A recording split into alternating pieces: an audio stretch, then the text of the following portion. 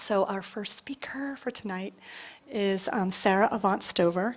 She's a yogini, she's an inspirational speaker, she's a teacher, a mentor, and she's the author of a book called The Way of the Happy Woman. She's also working on her next book, but I'll let her, I think we'll be hearing a little bit about that tonight. And basically she is a pioneer in mentoring women in really reclaiming and claiming. Some of them are reclaiming, some of them are for the first time discovering their true feminine power. So please welcome to the stage Sara Avant.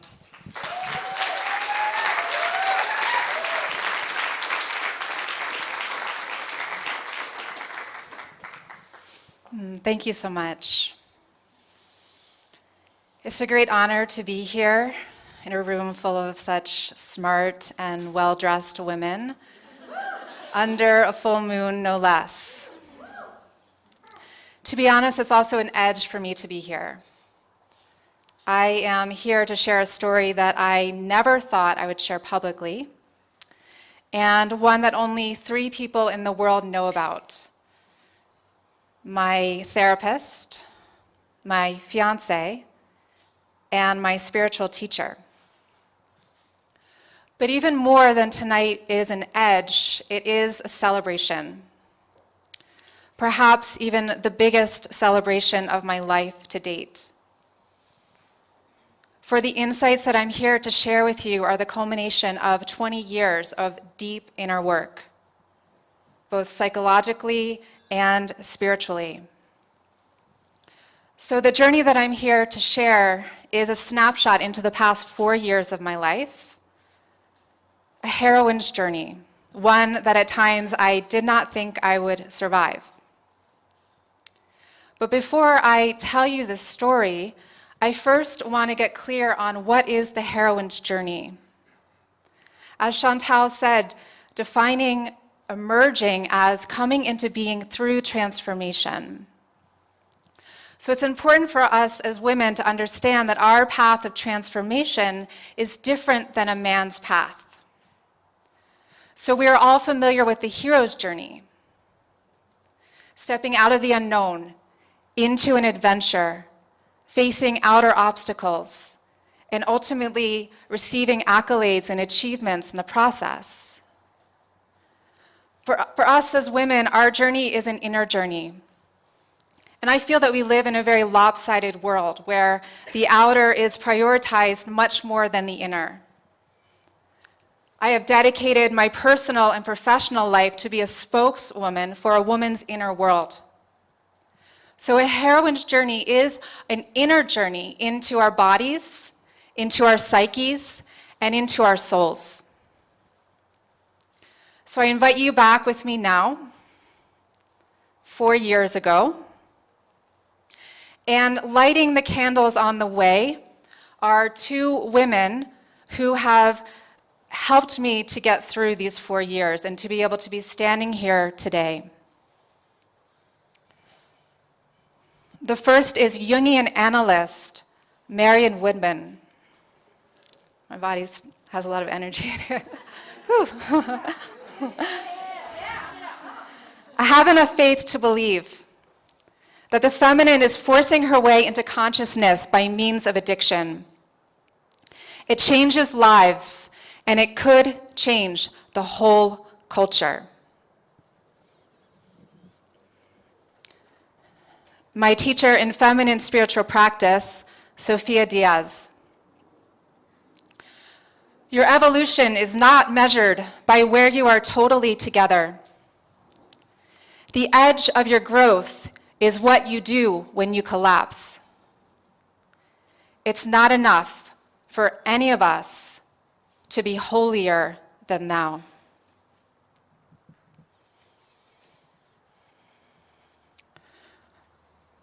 Four years ago, I had a very interesting convergence of life experiences. First, a dream come true. I got a contract to write my first book, The Way of the Happy Woman. Just after that, my then live-in boyfriend broke up with me and moved out of our house. As if that were not bad enough, then my landlord told me that I also needed to move out of my house. So I had 6 months to write this book, and I had nowhere to live.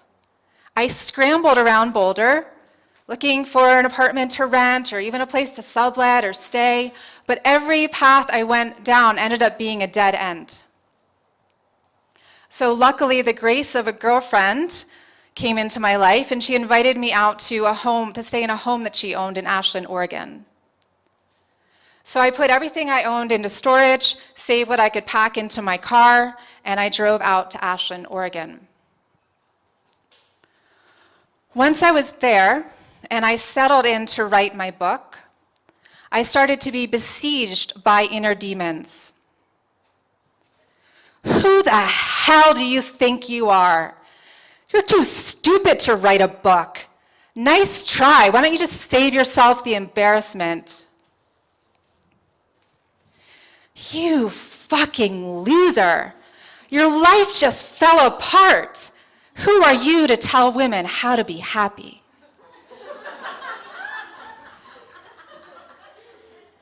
So as the days and the weeks progressed, as my book deadline got closer and closer, these inner voices got louder and louder and louder. The pressure started to build and build and build until my body and my psyche did the only things that they knew how to do when they were under that amount of pressure.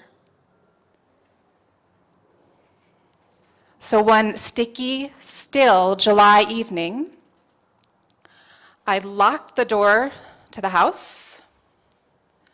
I drew the blinds, and I gathered together all the materials that I needed for a proper goddess ritual.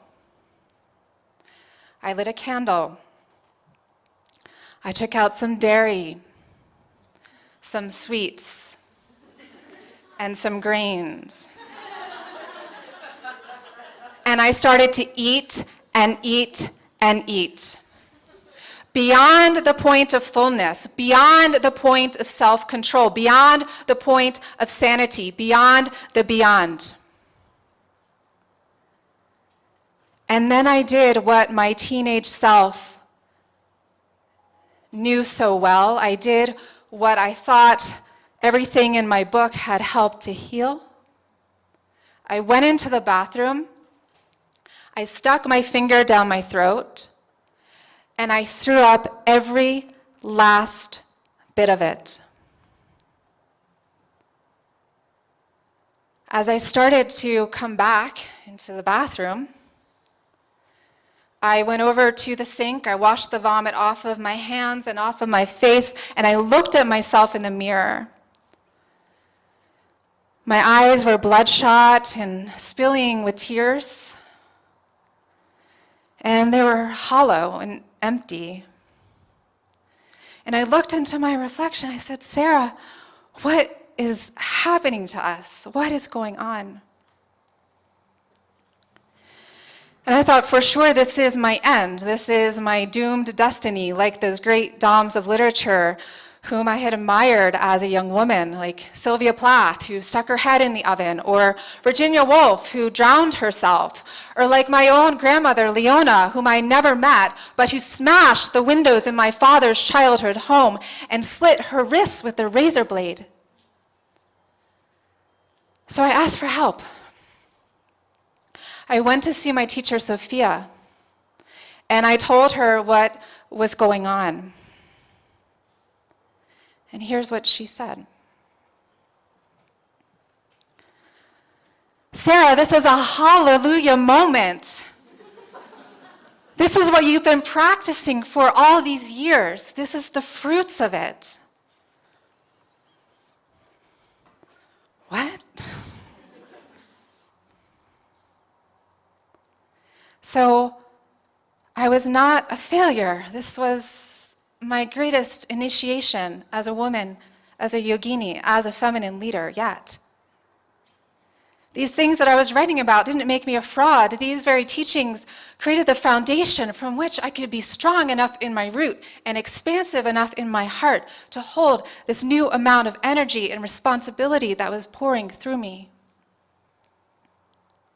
And I realized, well, of course, the goddess had tried to come in through the front door, but there's a whole citadel in the front door of perfectionism, drivenness, a very narrow view of success. So she came around to the back door, padlocked, high security alarm system. She was not going to get into the back door with the breakup or the homelessness.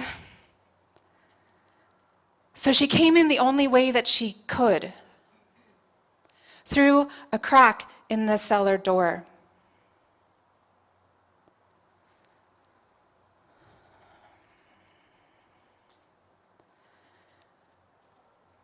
From that place, I realized bulimia, this relapse, this is not the source of my greatest shame. This is actually the greatest blessing of my life so far.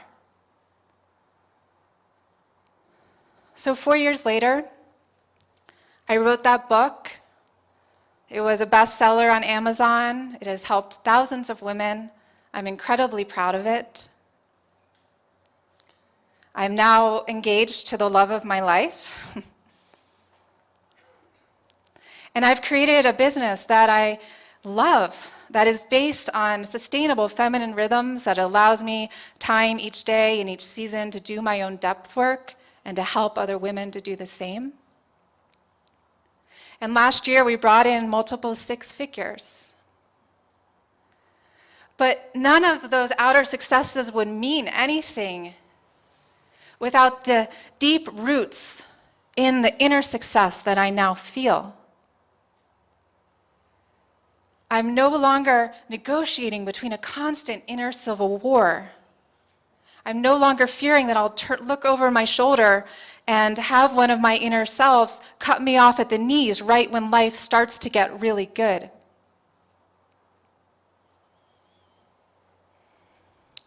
So what does this mean for all of us as emerging women at a power party?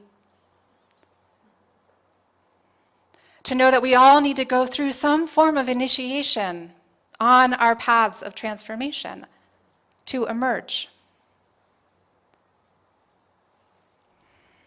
It also means we need to really investigate our ideas about power and how we're defining it. Like, what is feminine power? It's an answer that each of us needs to find within ourselves. So tonight I invite you to go home in the dark, alone, and light a candle. Take out your journal and ask yourself, what challenges me? What do I do when I collapse? What secrets am I keeping for fear that they will ruin my reputation that I am working so hard to construct for the world? What is knocking on your cellar door that you need to pay attention to that might hold the key to your emergence?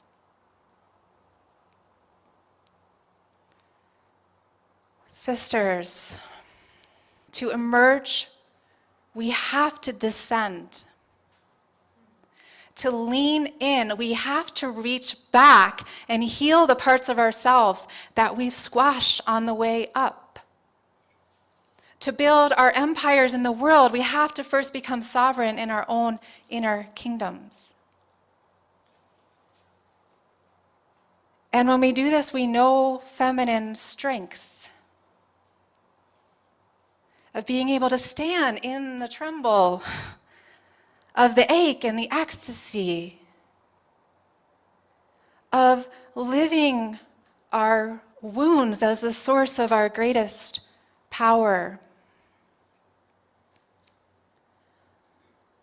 About 9 months ago, on the night that the flood started in Boulder, I was having a phone consultation with my teacher, Sophia, and she gave me a practice to contemplate the Pleiades, or the seven sisters. It was kind of like a goddess koan for me that I worked with and worked with and worked with. Like, what are these seven sisters? What do they have to do with me? And at the same time, I was really asking myself, what is feminine power? What is feminine power? And then, like all insights, it struck like lightning. The Pleiades, the seven sisters, are seven expressions of feminine power. And one of those that is the most disowned in this time, that is really needed by the world and for us to bring forth, is vulnerability. Feminine power is vulnerability. And as I was putting the finishing touches on this talk last week, actually an email came in from Sophia with a short poem in it that just made me say yes inside. I'm on the right track. And I want to share those words with you here tonight. I want to leave you with them. So as you receive the words, I invite you to lean back a little bit more in your chair, to relax into the support beneath you, to become more aware of this beautiful evening light than you are of the thoughts in your head. And take some deeper breaths, allowing your breath to soften your heart and fill your belly.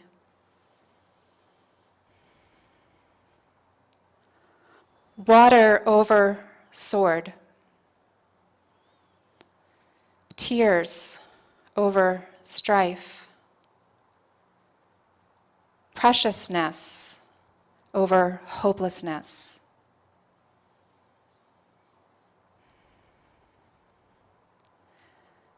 It's been a great honor to share with this community my Heroines homecoming.